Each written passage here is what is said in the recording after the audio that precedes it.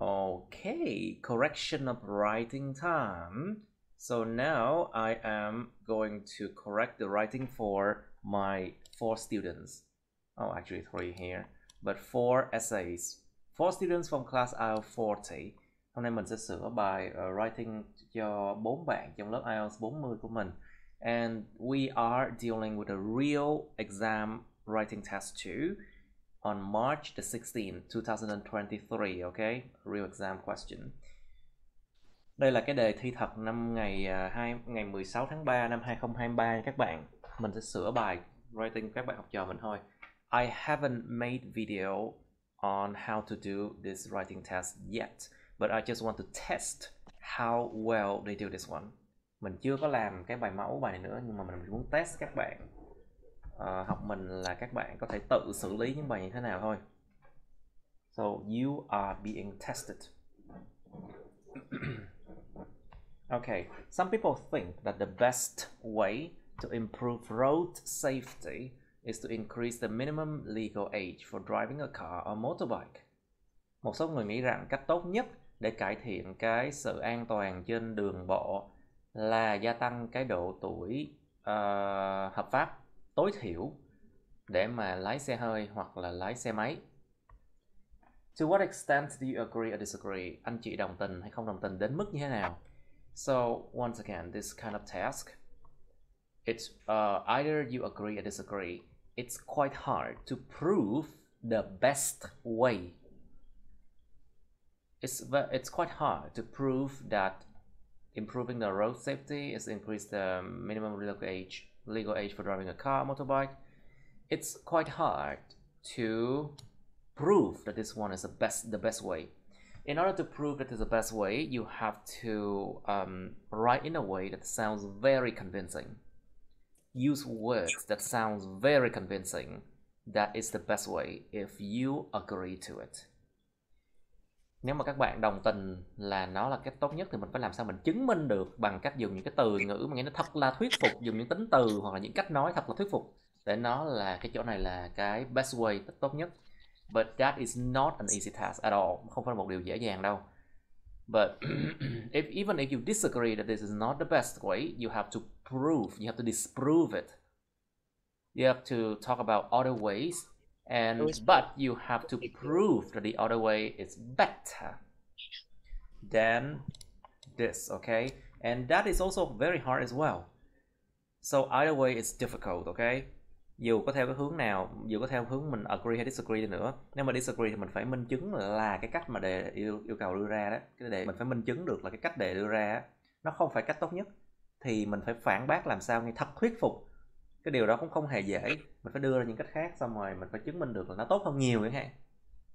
Nó cũng không hề dễ nha. So but if you approach this task and you say that there are several ways to improve road safety, then that is off topic, okay? Careful. Nhưng mà nếu mà các bạn lỡ đâu mà các bạn đưa ra một cái kiểu nói giống như là có nhiều cách để mà cải thiện sự an toàn trên đường bộ lắm, cách 1, cách 2, cách 3 là lạc đề. Tại sao lạc đề? Lạc đề nặng luôn á. That is severely out of topic, off topic, and your writing task response skill will be very, very low, okay? Your points, your mark, your score will also be very low too. And I bet many people would do that. Đảm bảo luôn nhiều người sẽ rơi vào cạm bẫy đó lắm luôn á. Cứ nói là có cách 1, cách 2, cách 3, hết. Rồi xong, lạc đề. Tại vì nó không đụng đến cái chủ đề là không có chứng minh được là best way hay không phải best way. Đề nó không có hỏi là có những cách nào để cải thiện road safety, mà nó kêu là mình đồng tình hay không đồng tình với cái chuyện là cái đề yêu cầu đưa ra này là có phải điều tốt nhất hay không. Cho nên các bạn đưa ra cách 1, cách 2, cách 3 để cải thiện road safety, rồi xong lạc đề 4.5 hoặc là 4 chấm thôi. Nghe tức khắc luôn á. Tại lạc đề. So did you guys make that mistake? Just be honest. Let's see now. Some people believe that raising the minimum driving age is the best solution to the best solution to enhance road safety. I disagree with this idea because I believe that other methods are equally important. should be. Cũng quan trọng bằng nhau hả? Okay, so you disagree. Okay. On the one hand, I agree that increasing minimum age for getting a driving license. Getting should be changed to for obtaining.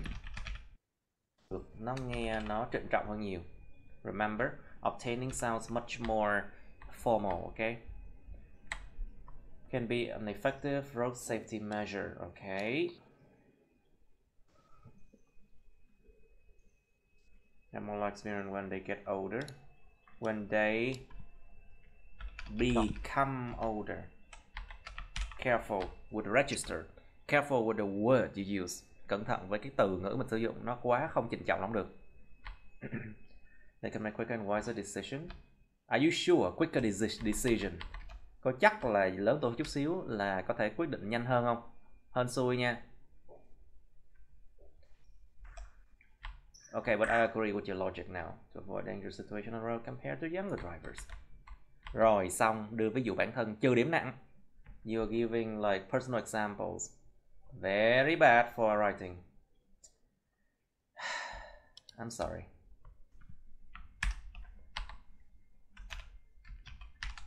Do not use personal example.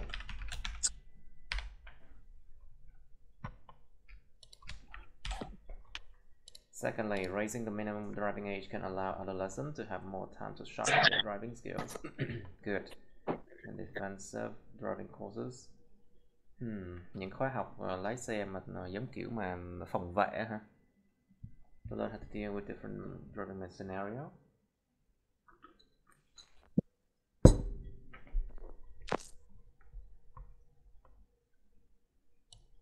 And you mentioned a way that people can improve road safety, yeah, but it has nothing to do with proving whether it's the best way or not.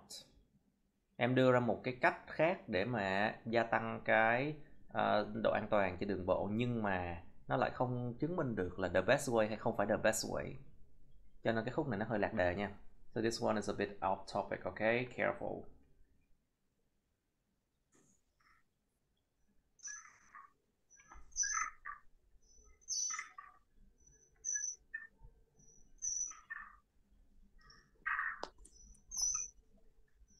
On the other hand, I think that better dùng quá nhiều cái đại từ nhân xưng, using a lot of personal pronouns here. That's what I don't like. So just say better road safety can be achieved by other more effective methods. Okay, other more effective methods. Good. Những cách mà hiệu quả hơn nhiều. So it means that you are disproving that what the essay is trying to tell you is not the best way. Rồi, cái câu này những cái phương pháp hiệu quả hơn nữa, tức là mình đang minh chứng sai cái điều đề bài muốn chứng minh. Okay, good. Without increasing driving age. Oh, Young is here. To begin with, more stringent, khắc nghiệt. Okay, harsh, stringent traffic regulations should be imposed. It would act deterrent to would-be traffic lawbreakers. Traffic law is one word, okay? Một từ. Would-be traffic lawbreakers who run red lights are fined heavily, and therefore this will make them more responsible and avoid future punishments. Should allocate financial resources.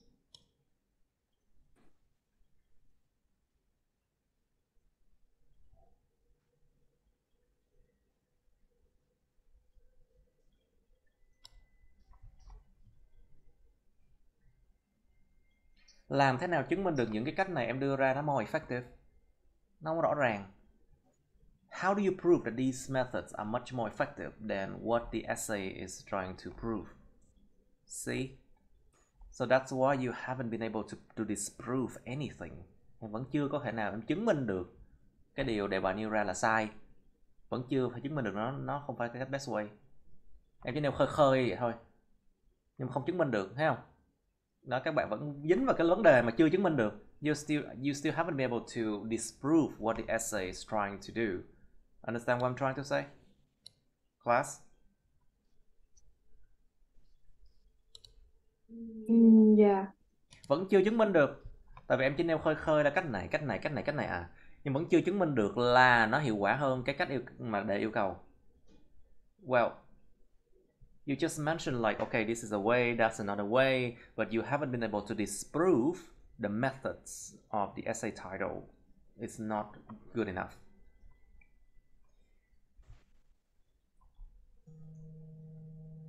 Just a moment, please.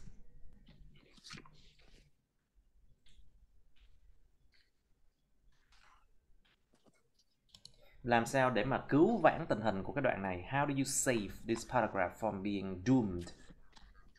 So, one more sentence.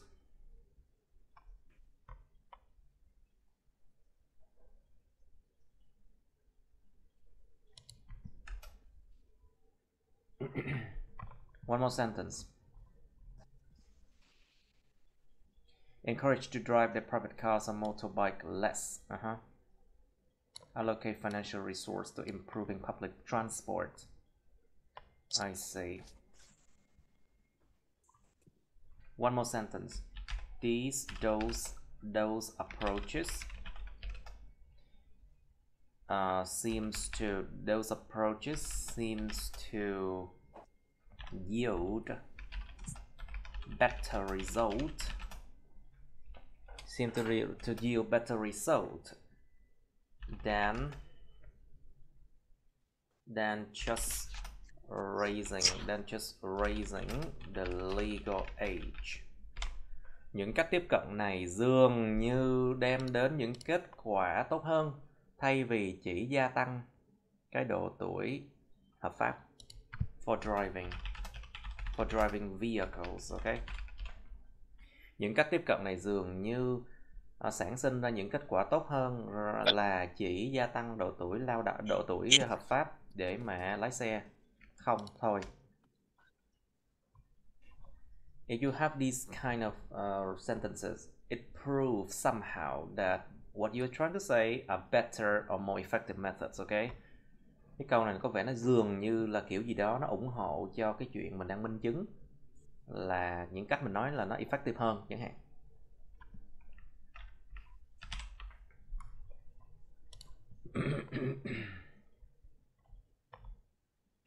Hoặc còn một cách nữa để chứng minh được cái đề bài yêu cầu là sai, đó chính là rất là nhiều trường hợp, nhiều đất nước họ làm gia tăng cái độ tuổi legal age, nhưng mà người lái xe họ vẫn say xỉn, vẫn uống, vẫn dùng ma túy các thứ, thì là cái tỷ lệ bị tai nạn vẫn rất cao. Đó, mình có thể chứng minh bằng cách mà đưa ra phản lại, giống như là kiểu mà counter argument á. You can actually disprove what the test want you to prove by saying that, okay, in some countries, even though minimum legal age are raised to 21 or 22, there are still many accidents caused by drug users or drunk drivers, for example. Hence, proving that this one is not the best way. For example, mình sẽ minh chứng điều đó là sai chẳng hạn.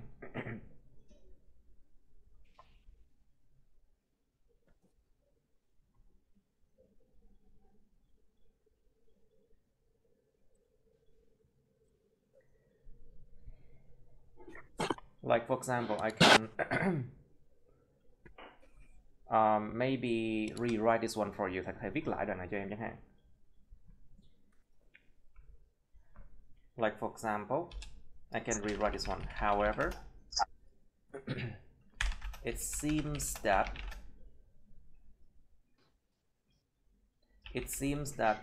raising the legal age alone, it appears that raising the legal age alone may not reduce accidents on roads. Tuy nhiên có vẻ như rằng cái chuyện gia tăng độ tuổi legal, một mình cái chuyện gia tăng độ tuổi không á, nó không có làm giảm những tai nạn trên đường bộ. Taking the country of Vietnam as an example. Now bây giờ mấy example nè. Now example. Even though, mặc dù rằng, even though bây giờ ở Việt Nam là độ tuổi lái xe được trên đường bộ là bao nhiêu, 18 không mọi người? 18 years old, you can just do that. Or you don't have to take Vietnam as example. Taking many countries, taking many Asian countries as an example. Even though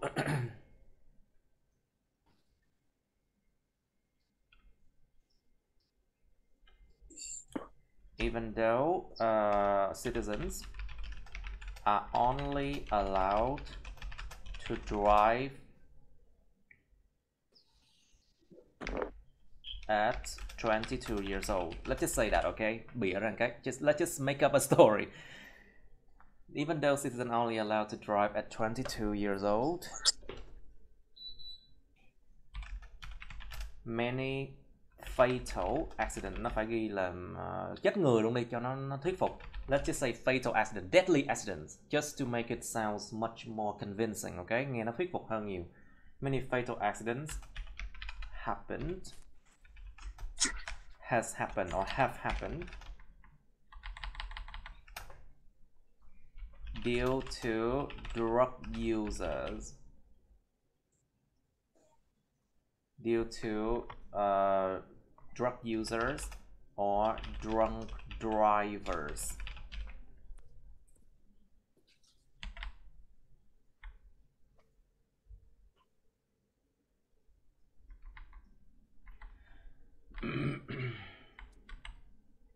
The drug users or drunk drivers, okay? And then you can make it sound more dramatic to disprove what you're trying to disprove by saying like, it seems that this trend is on the rise. Mình có thể làm cho nó nghe kịch tính hơn nữa. Minh chứng là cái đề bài yêu cầu là sai bằng cách là mà mình nêu ra một điều là điều này có vẻ có đang theo trong cái đà càng tăng, cái điều này có vẻ ngày càng gia tăng nữa. Đó, nó sẽ làm cho nó nghe nó kịch tính hơn, nó nghe nó thuyết phục hơn. The drug user are drunk drivers.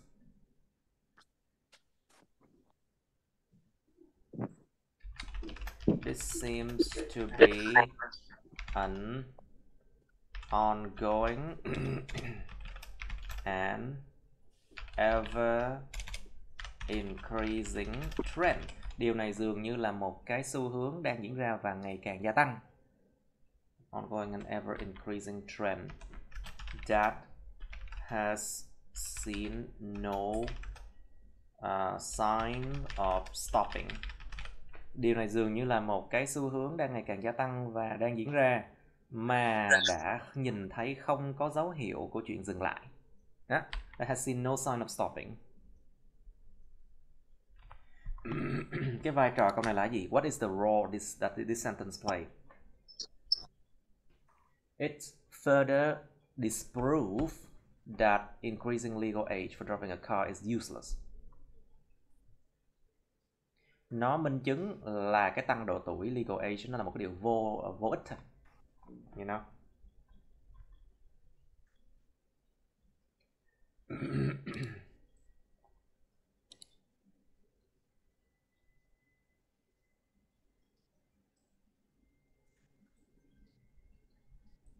Đó, cái câu này á, nó làm nhiệm vụ minh chứng minh chứng thêm nè. Và cái chỗ này, wow, nó giống như là một bên thì là phản bác, còn một bên là chứng minh những cái khác là nó tốt hơn. Đó, Phúc hiểu không? Phúc, do you understand what I'm trying to say? This one is disproving, minh chứng sai, and this one is like a sentence, like basically this paragraph is to prove that other methods are better. Phúc, do you understand what I'm trying to say? Yes. Good. Then try to improve your writing that way, okay? And also do not use personal example, okay? Đừng có cho ví dụ cá nhân nha. Bị trừ điểm lắm á. Do not use personal example. You will get a reduction in your score, okay? And then don't use personal pronouns here. không dùng loại từ nhân xưng ở đây nha.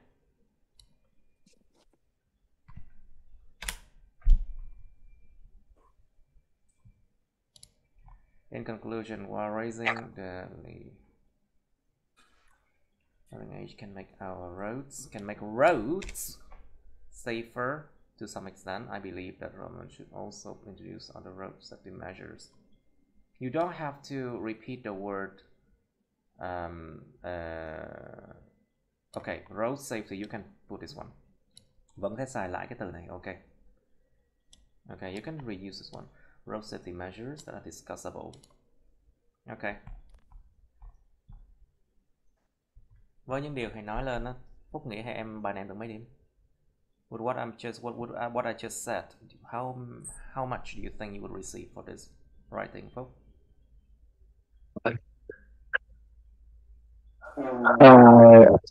5. It's not a band 6 for sure, because task response is the biggest thing that you have to look at, and you got a lot of things wrong. Yeah, it's a band 5, I would say. 5 thôi nha. Nói thiệt lòng luôn á. Thầy không có dối trá đâu, không có bọc thêm đường để làm cho đỡ tổn thương đâu. You have to see the truth so you can improve yourself. Okay? Now, in today's world,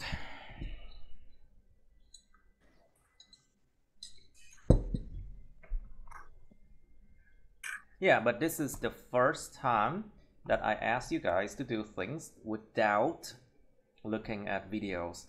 So I just want to see how well you have learned, you know, how to deal with real exam questions. Đây là lần đầu tiên mà thầy đưa cho các bạn cái bài này mà chưa có video hướng dẫn gì hết, để xem các bạn làm thế nào.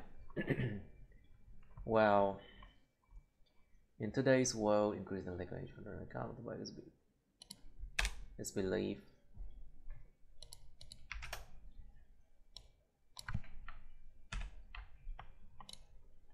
to be the best method. Okay, from my point of view, I strongly agree with this statement. Okay, strongly agree. Then you have to prove that increasing the legal age is the best way. Okay. First and foremost, driving a vehicle at a legal age. Avoid. Né tránh là không đúng rồi, dùng cái động từ này sai rồi. Wrong use of verbs. Driving a vehicle at a legal age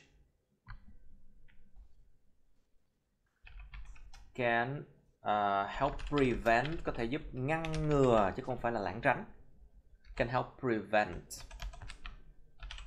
unexpected incidents such as car crashes leading to demise, dẫn đến cái chết, because those are equipped with what are those?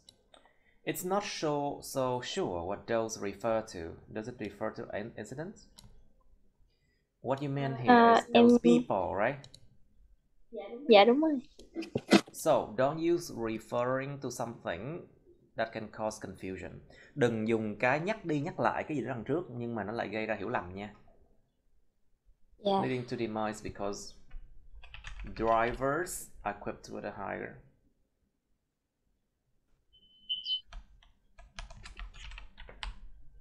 high level of consciousness, mức độ cao về ý thức.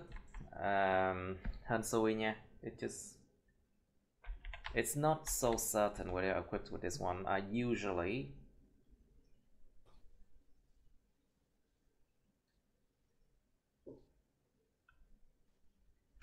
often, okay, dùng những cái từ mà nó giảm độ chắc chắn xuống. Try to use words that decreases the certainty, okay, with high level of consciousness and knowledge about traffic regulations. Chấm phẩy nè. These seem to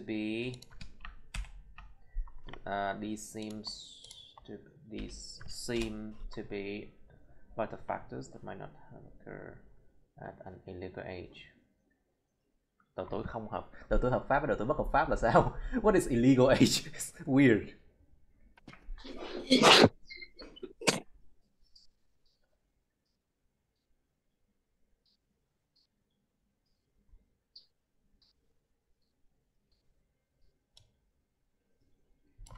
Below that age. bên dưới độ tuổi đó.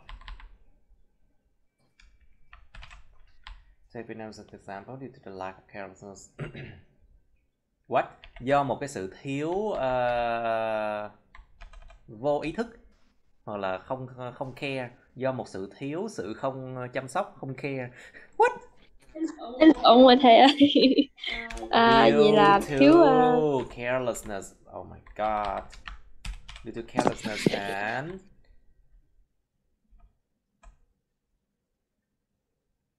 and the influence of, và ảnh hưởng của gì? Influence of exceeding the speed limit, và ảnh hưởng của chuyện bất chấp cứ vượt quá tốc độ giới hạn. Driving without helmet, hay là lái xe không có nón bảo hiểm.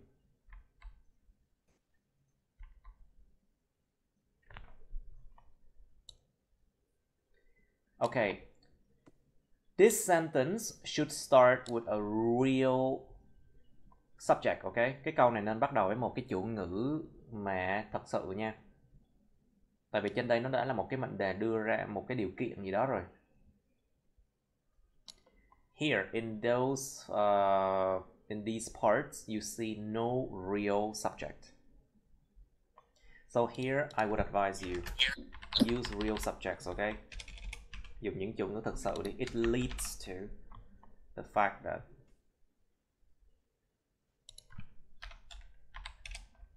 the under 18-year-old drivers account for the highest accident risk than that of the over 18. Cái khúc này nó là một cái dẫn chứng rất là thuyết phục nha. This is a very convincing proof. This is a fact, a proof, một cái bằng chứng đó, rất là quan trọng luôn á. Rằng là cái số người mà dưới 18 tuổi chiếm tỷ lệ cao nhất về những cái nguy cơ gây tai nạn so với những người trên 18. Okay, I want to make it like sound even more convincing. Đó, làm cho nó nghe có vẻ còn thuyết phục hơn nữa. Tỷ lệ cao nhất luôn chứ không phải là tỷ lệ cao hơn. Make it like the highest. Okay, so it will be much more convincing now.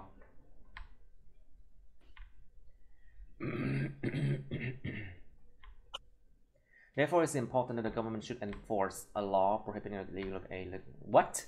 Prohibiting when it comes to em đấy ban hành cái luật mà là illegal age rồi. There's nothing called illegal age, you know. Vậy là có tuổi prohibiting. Thật sự là có law rồi. There's already a law, okay? Yeah.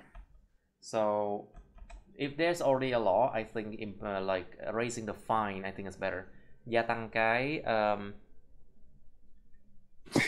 hình phạt đúng hơn.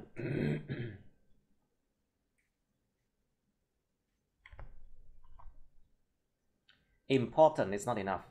You can make it sound more dramatic and convincing by saying it is essential, okay? Dùng một cái tính từ mà nó extreme hơn. Use an extreme adjective, okay? It sounds more dramatic, sounds more convincing.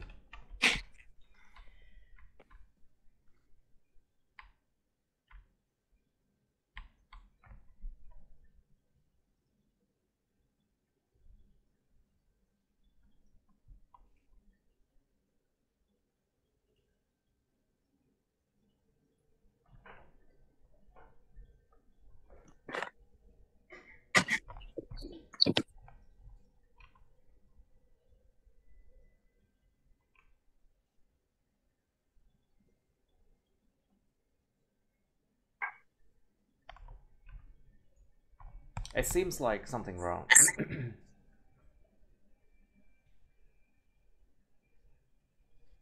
I think it's better to just repeat this one. Thầy nghĩ tốt hơn hết là nên repeat cách này bằng cách xong rồi sao ta? Nói cách khác thôi. I think it's better to repeat that one. It is essential that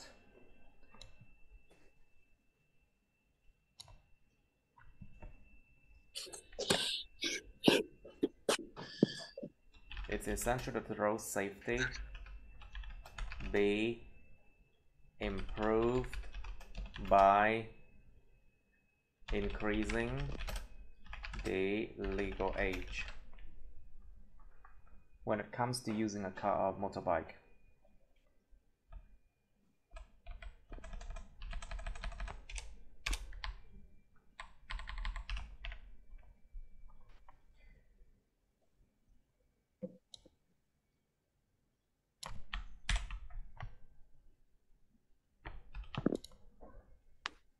Đó, em thấy mấy bạn thấy không, thầy thay đổi vài cái từ thôi nó nghe thuyết phục hơn hẳn. Just changing a few words, it improves your argument.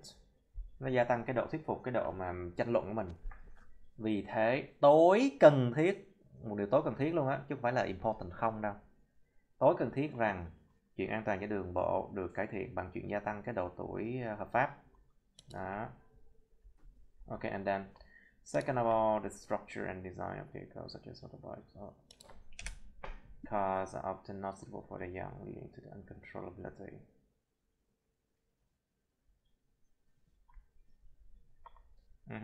Sự uncontrollability, sự không kiểm soát được.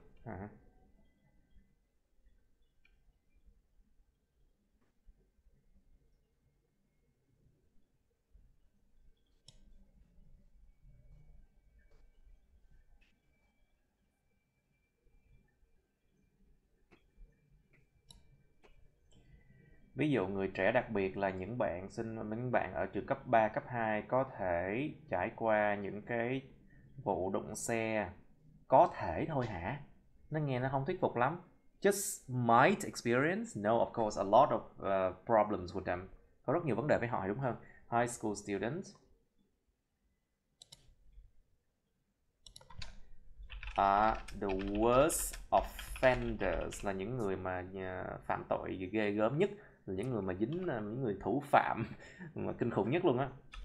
When it comes to motorbike crashes. Đó, nghe thấy nó thuyết phục hơn hẳn không? Does it sound much more convincing to you now? Những người high school student là những người mà phạm tội mà kinh khủng nhất khi mà nhắc đến những cái vấn đề mà đụng xe. Nghe thuyết phục hơn hẳn không? Sound much more convincing now. Just the fact that the weight of motorbikes it's heavy, so that could be hard for those.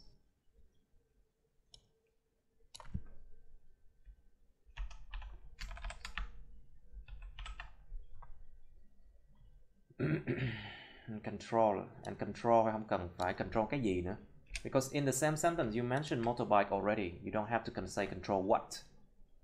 Trong cùng câu nói to motorbike rồi, nên người ta sẽ hiểu là drive and control cái gì. Needless to say, people's knowledge should be raised to. Kiến thức của con người nên được gia tăng lên hay không? Kiến thức con người ta nên được cải thiện. We say that improve the knowledge. We don't say raise knowledge. No, we don't say that.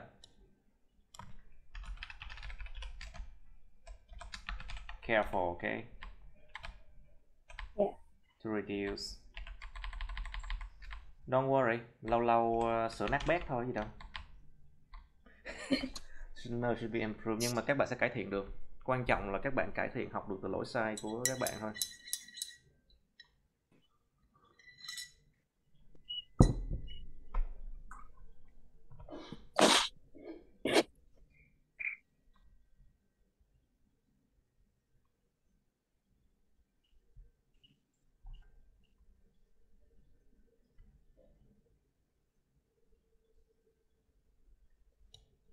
Thì nguyên cái đoạn này nó ủng hộ thêm một điều rằng là những người trẻ dưới 18 tuổi không nên lái xe. So this whole paragraph actually you prove the fact that you're trying to prove the fact that before 18 years old people should not drive.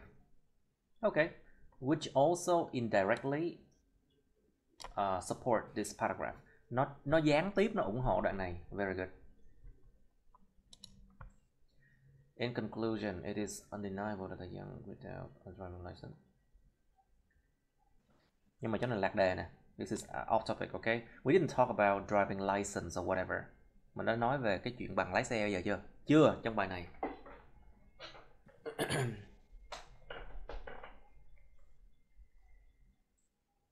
Em cũng thấy nó lạc lạc mà em thêm vô cho nó dài, sợ không có đủ chữ. Do not include things that can affect your score, your task response, or your logic, okay?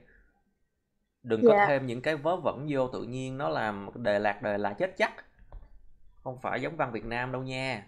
It's not like Vietnamese literature, okay? Careful. Okay, just decrease the high risk of more secure. Nhưng mà cái này nó lại làm gì? Nó không đụng đến chuyện road safety. Nó không đụng đến cái chuyện mà an toàn đường bộ cho lắm. Decrease làm cho xã hội an toàn hơn, xã hội an toàn hơn, không liên quan đến an toàn đường bộ nha. Make society more secure, it's a bit off. You know, it's not really related to road safety.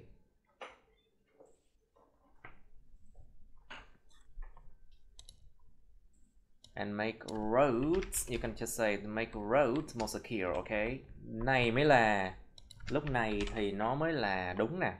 Now it's actually on point, okay? Bây giờ mới là on point, nó mới là đúng vô cái trọng tâm nè.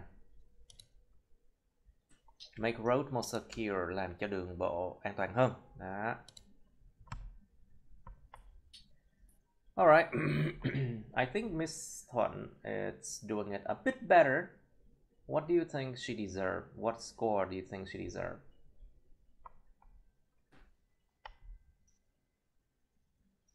Mấy bạn đoán xem bạn Thuận sẽ được bao nhiêu?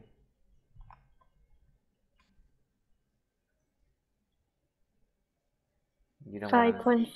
No, it's actually band 6. Tại sao? Tại vì bạn không bị lạc đề nhiều.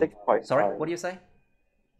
I think about it's 6.5. Well, I think it's band 6 because she doesn't go off topic that much. Bạn không có đi off topic, không có bị lạc đề nhiều gì hết. Nó phần đông là nó vẫn gọi là khá là ổn, không bị lạc đề. Phần đông là như vậy. Most of what she wrote here is actually okay. It's not off topic. So that is already band 6. However, there are so many things that can be improved here, and then the way she used words is weird. Cách sử dụng từ hơi bị kỳ cục và có quá nhiều thứ cần cải thiện đây, cho nên là I'm sorry, not 6.5 but it's band 6 only, okay? Okay, but still 6 is better than 5 or 5.5, you know, so it's okay. It's okay. Don't worry. Now let's see how well Miss Yeo do it.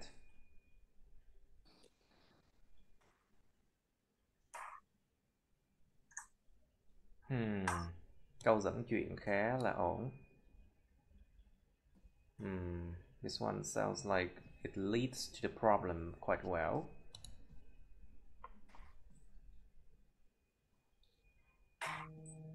A moment, please. In order to improve legal academic must minimize the age. It's believed to be a solution. Nhưng mà chỗ này Diệu chỉ nói nó là một giải pháp thôi, chứ không nói nó là cách tốt nhất nha. You didn't say that it's the best or what. From my perspective, this belief has no foundation. If you say like this, it means you're trying to disprove.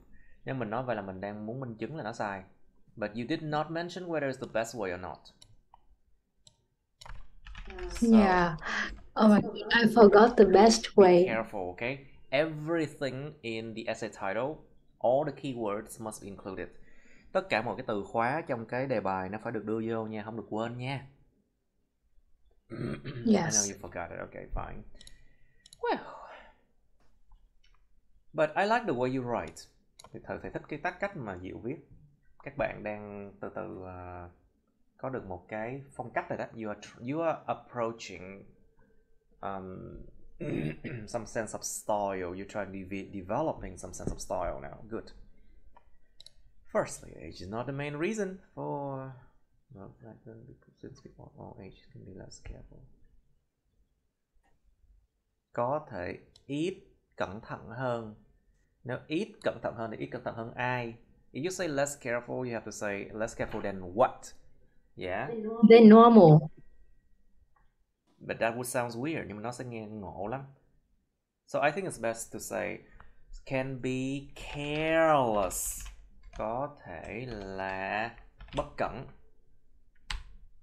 On the street at certain times.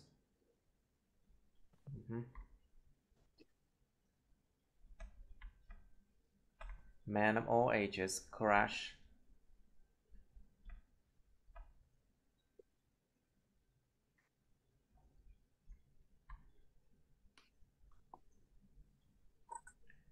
I think it's crash 15% more than women actually. 15% more than women. Cái này phải nằm ở đây mới đúng nè. And the percentages between, và những cái tỷ lệ phần trăm giữa những nhóm tuổi khác nhau are not so different. Okay. Có vẻ như Diệu đang chứng minh được tuổi tác không phải là vấn đề. You're trying to prove that age is not a problem here. Good. Rất tốt, rất tốt. Therefore, increasing the age for driving vehicles doesn't appear to be a good approach. Hoặc là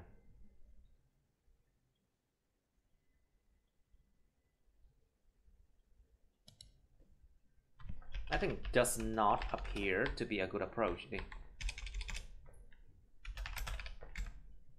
Does not appear to be a good approach.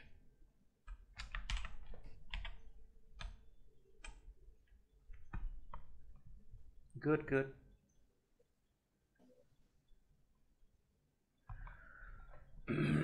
Secondly, people awareness. Chính là, đúng rồi, bạn sử dụng cấu trúc mà it is cái gì đó, mệnh đề của it is nè.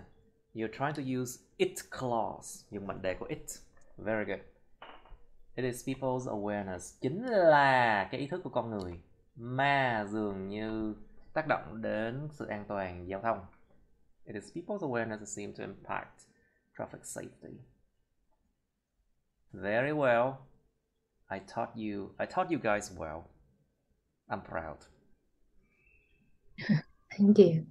No, but seriously, I'm proud of each and every of my students. Thầy đã dạy các bạn rất là kỹ và thầy rất là tự hào về từng học trò của thầy. I'm proud of each and every of you. So, it is people awareness that seem to impact traffic safety in developing countries. The traffic accident rate is much higher than in developed countries. Are you sure? You know, in the West people drink a lot, right? Ở nước bên phương Tây người ta uống rượu rất nhiều luôn á. Well, but it's true, I think. I think this one is true, okay. This is because education on road safety is not focused on in schools. In schools where? Ở trường học ở đâu? Ở những nước đang phát triển. It's not focused on in schools in developing countries, you know.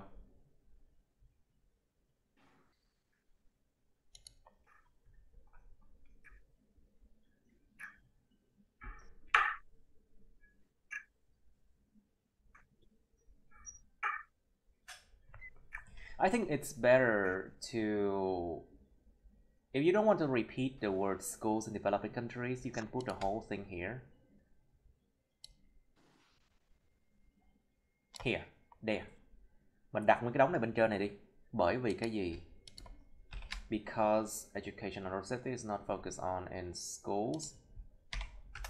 In developing countries, the traffic accident rate is much higher than developed countries. Nếu viết nằm thế này, nếu mà nó nằm ở ngay đầu tiên như thế này thì mình sẽ không cần phải lặp lại cái từ là giáo dục ở đâu, ở trường nào. You put it here, you don't have to repeat like where, which schools, developing country school or something like that, you know? Yeah.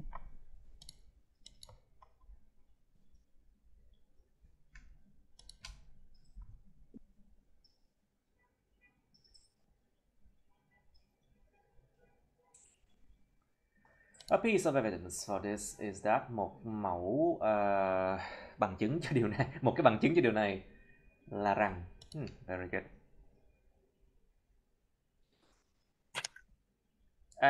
Don't use abbreviation in writing, okay? Đừng dùng cái viết tắt trong writing nha.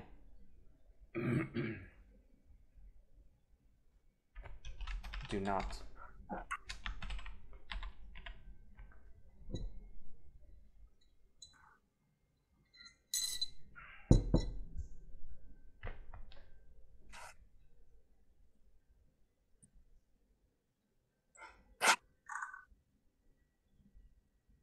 Wait.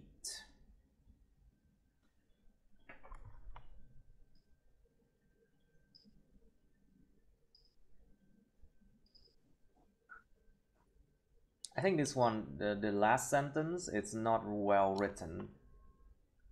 Cái câu cuối cùng có vẻ không được viết tốt lắm. Okay, you're trying to prove that they do not have a driving license. It means that this is awareness problem. Mình đang minh chứng đây là cái vấn đề awareness.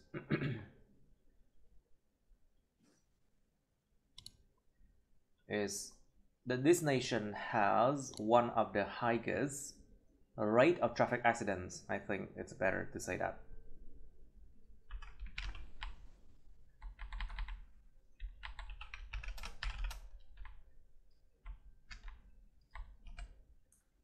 In the world đi, hoặc là in Asia đi. Let's just say in Asia, one of the highest rates of traffic accidents in Asia. Okay.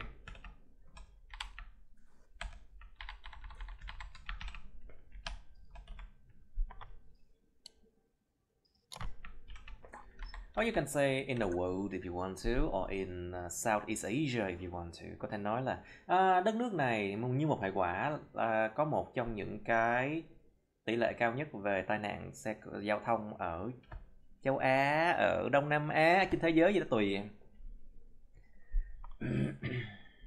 Okay, so basically this paragraph proves that the awareness is the main thing that impact traffic safety. Cái đoạn này Diệu chứng minh được rằng chính cái ý thức nó mới là quan trọng nhất. Okay. Cái đoạn này thì là Diệu minh chứng được là cái điều đề bài yêu cầu đưa ra nó không có phải là giải pháp. This paragraph you're trying to prove, you was trying to prove that the approach in the essay title is not the best way. Okay. Finally, this solution could increase the workload of parents. I think it's better to write what this solution means. Chỗ này chắc tốt hơn hết là mình nên nói rõ ra là cái this solution là cái gì. I think. Finally, raising the legal age to drive. Cái chuyện gia tăng cái độ tuổi hợp pháp để mà lái xe đi. Wait a moment, is it to drive only? To drive, okay. Gia tăng độ tuổi hợp pháp để mà lái. Lái là biết là lái cái gì rồi. Hoặc là you can just mention to drive vehicles. To drive vehicles or to drive alone is enough. Chỉ cần ghi là gia tăng độ tuổi để lái, người ta biết là lái cái gì rồi. Raising the legal age to drive, or you can say raising the legal age to drive vehicles. Okay. Increase the workload on parents, gia tăng cái lượng làm việc cho cha mẹ since they have to take time to take their children. Yeah, okay, true. Phải đón con, okay.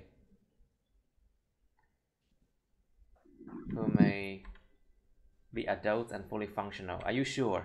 Đã là children còn adults nữa. Children and adults, you put in the same sentence, they're not the same thing, you know? What? Doesn't make sense here. Có nghĩa là children là con cái, hay con cái thì vẫn có thể là lớn, là con cái vẫn có thể trưởng You thành. mentioned children of those parents, I see. You did not really think about in terms of age, I see.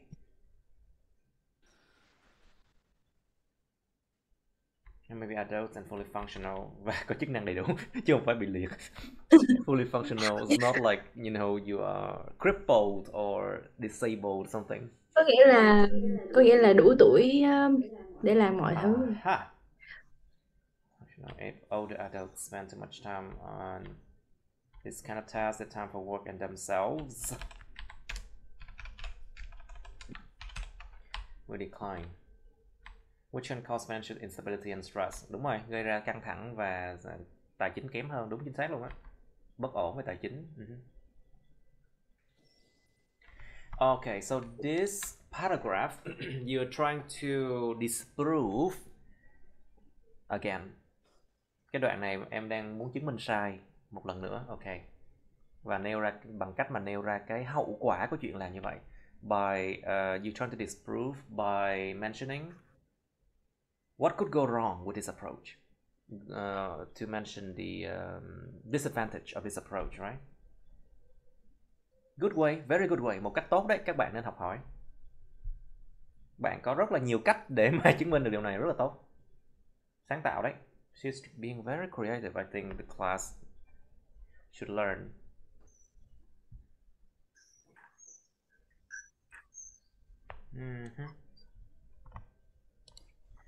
Okay, to sum up. Safety on streets has never been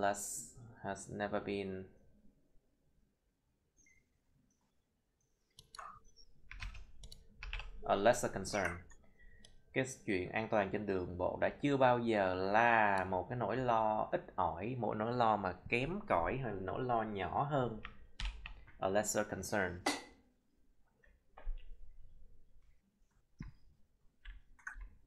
Hence, there are many solutions discussed and generated. What?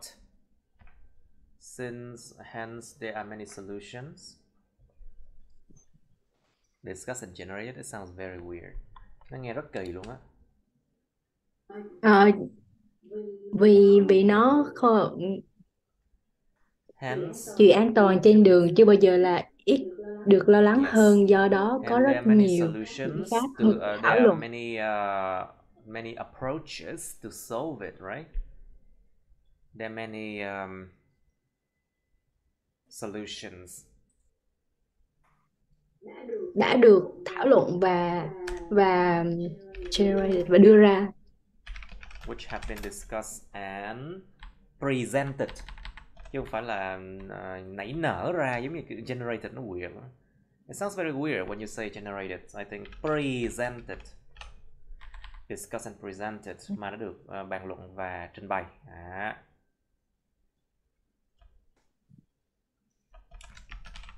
However, among those ideas, the government should consider a better approach rather than focus on the age limitations. Nên cân nhắc một cái cách tiếp cận tốt hơn thay vì là tập trung vào cái sự giới hạn độ tuổi trên những con đường. Since this can cause more disadvantages.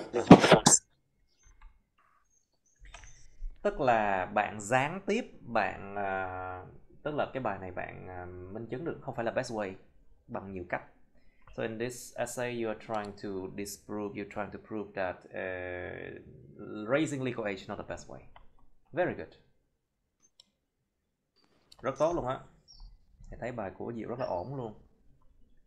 So how much do you think Miss Diệu deserve to have? 7. Well, I think can be 6.5, but I'm not confident to give her a band 7. Thật sự thầy không có tự tin lắm khi đưa cho bạn một band 7 đâu, thiệt luôn á, thầy nghĩ 6.5. I think 6.5, I think. Even though her logic works very well, yes, she understands exactly what to do, but maybe there's still a lot of places to correct, in terms of like to make it clearer, like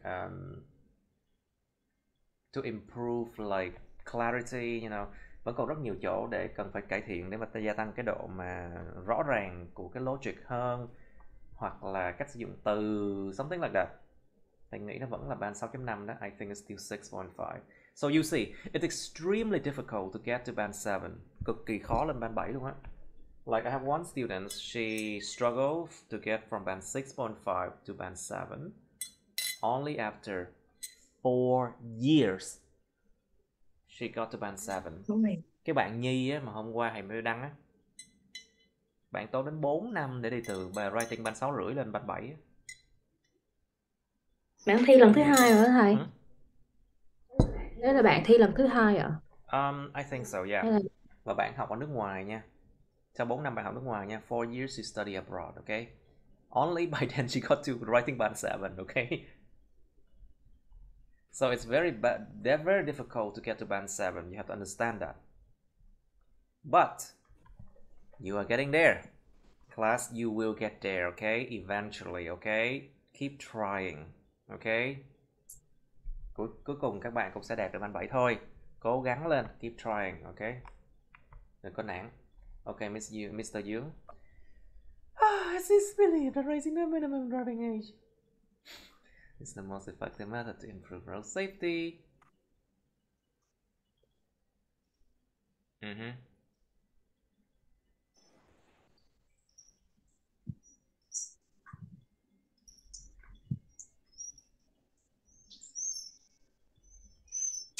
Lâu dài hơn.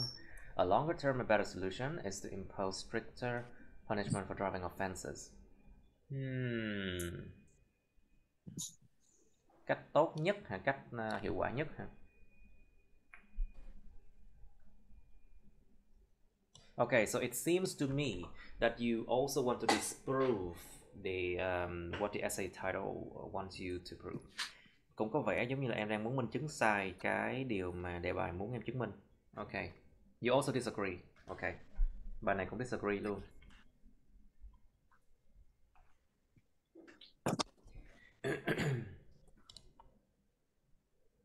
That's improving the safety of roads. This is because a large number of traffic accidents occurs. Lặp lại từ nè, you're repeating. Okay, but you use incidents, okay. But it's fine. A cause for young people's careless driving.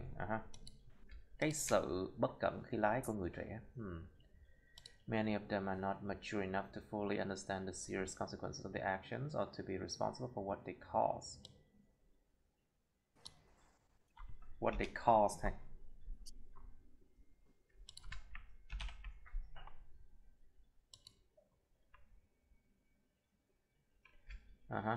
Therefore, raising the driving age.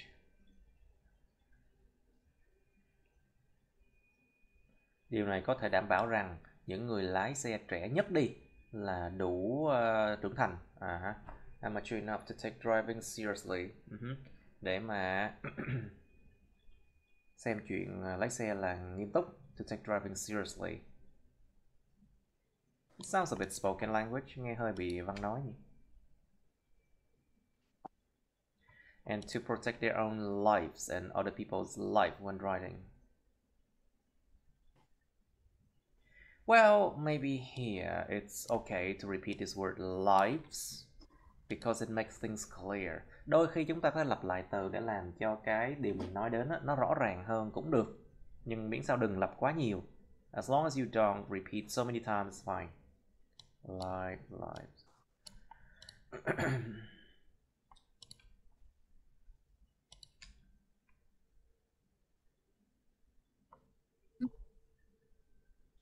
Okay, this one is agree, okay? So you partly agree but you disagree more. Có vẻ như bài này bạn Dương bạn một phần đồng ý nhưng mà bạn không đồng ý nhiều hơn sao á? Wait, how many words is this one?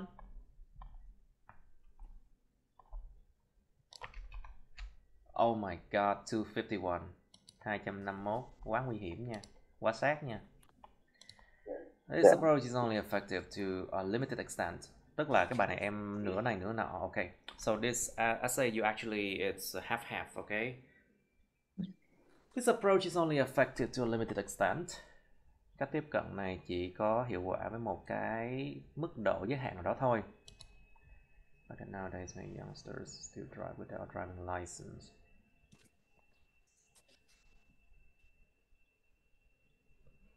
There's to impose more severe punishment on those who commit driving offenses.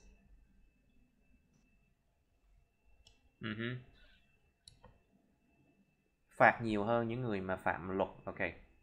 For example, a longer prison sentence. Wait. Remember that if you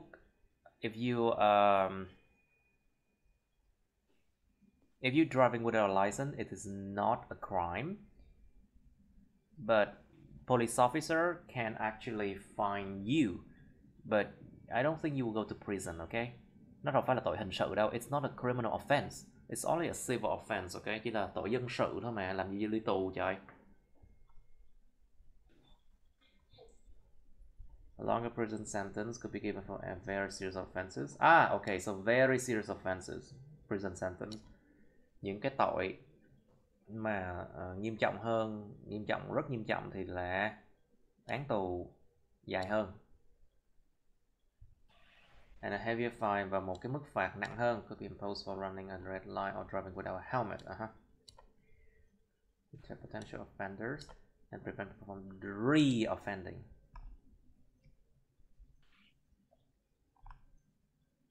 Cái câu này, cái đoạn này nó hơi bị yếu. This paragraph is a bit weak, I think.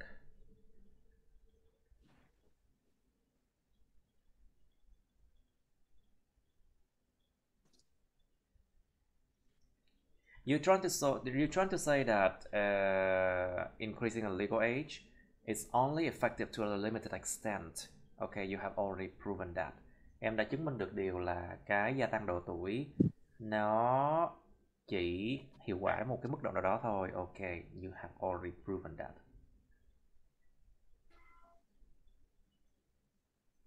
And then you introduce a solution. Do đó em đưa ra một cái giải pháp.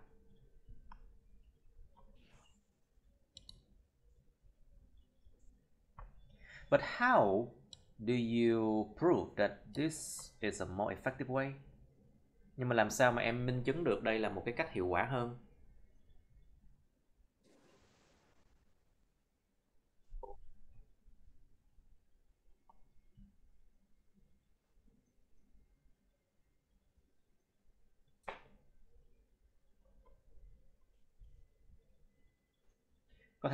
Có thể là mình minh chứng là cái này là một cách hiệu quả hơn. You can prove that this is a more effective way, you know, than raising legal age.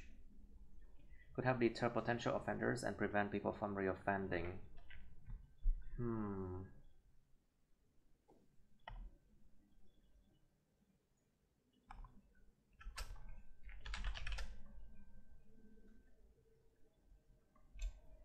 Bởi vì sao?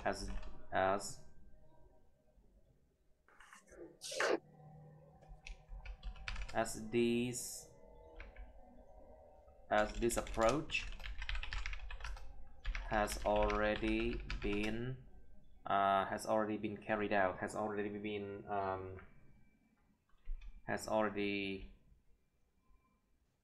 been introduced in countries where the law it's quite strict, such as Germany and Singapore, for example. Những cái cách phạt này có thể giúp phòng tránh những người mà có tiềm năng phạm tội và ngăn ngừa con người ta phạm tội lại, tái phạm. Bởi vì cái tiếp cận này nó đã được đưa vào thực hiện ở những đất nước nơi mà luật pháp khá là khắc nghiệt, khá là nghiêm khắc, ví dụ nước Đức và Singapore.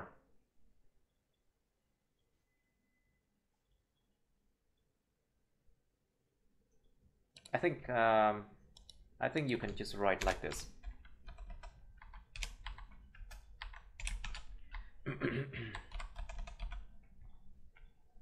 Quite as a general report, and it's and there seems to be much less traffic. There seem to be or you can say, and the roads appears to be much safer than before the introduction.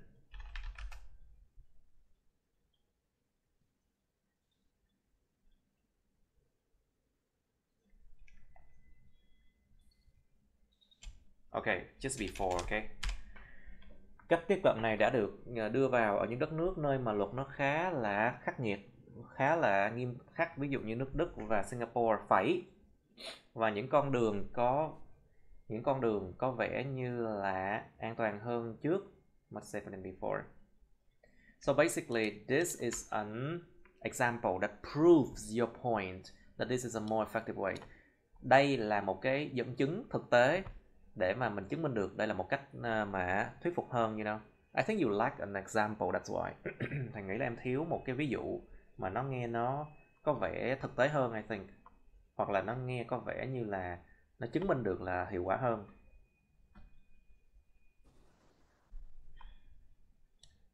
Các bạn nhớ coi lại cái video thật kỹ nha. Class, you should rewatch this video many times, okay? I don't want you to repeat like this mistake again.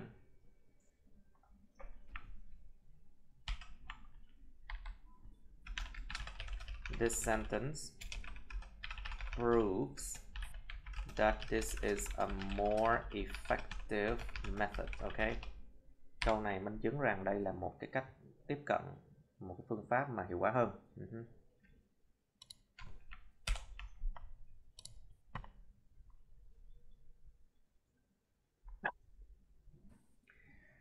Okay. All right. And then, in conclusion, I believe that introducing stricter regulation of driving law offense is a much better measure to increase road safety in comparison to it increasing the minimum driving age. Okay. If you write like this, it means that you disagree. You disagree with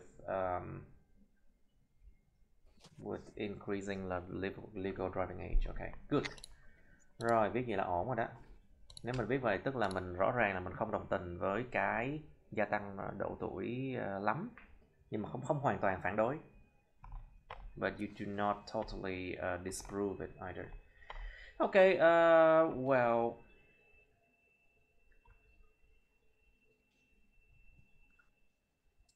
alright, so what do you think this essay deserves? Các bạn nghĩ bài này xứng đáng được bao nhiêu? No, it's not that bad. Không tệ mức vậy đâu.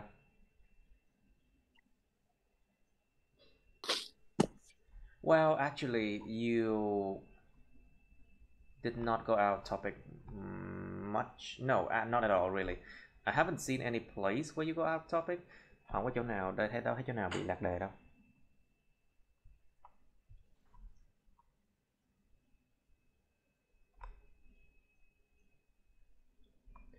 So I think at least band 6, okay? Tốt, Thành nghĩ là cũng band 6 đó, I think.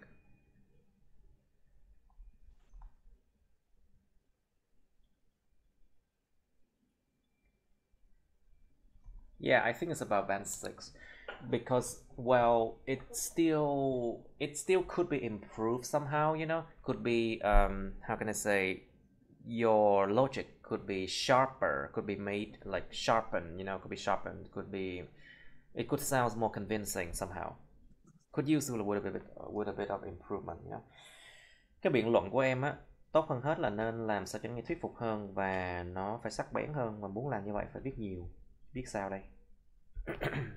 Okay, I think it's band 6, I think so. Okay, right, any question, class? No, teacher. Okay, sure. No. Alright, that's it. Okay, that's the end of my videos. Please like, share this video with your friends, subscribe to my YouTube channel, and press on the bell button next to the subscribe button so you can get notified about my new uploads, okay? You can also press follow my Facebook, but please don't add me on Facebook as friends, okay? Cảm ơn các bạn đã theo dõi nha. Các bạn hãy nhấn vào like, chia sẻ video này bạn bè các bạn. Nhấn vào nút đăng ký kênh YouTube mình và nút cái chuông kế bên cạnh cái đăng ký kênh đó, để mà các bạn có thể được thông báo về những video mới nha. Các bạn cũng có thể nhấn vào nút theo dõi Facebook mình, nhưng nhớ đừng kết bạn Facebook mình nha. Thank you and see you. Bye.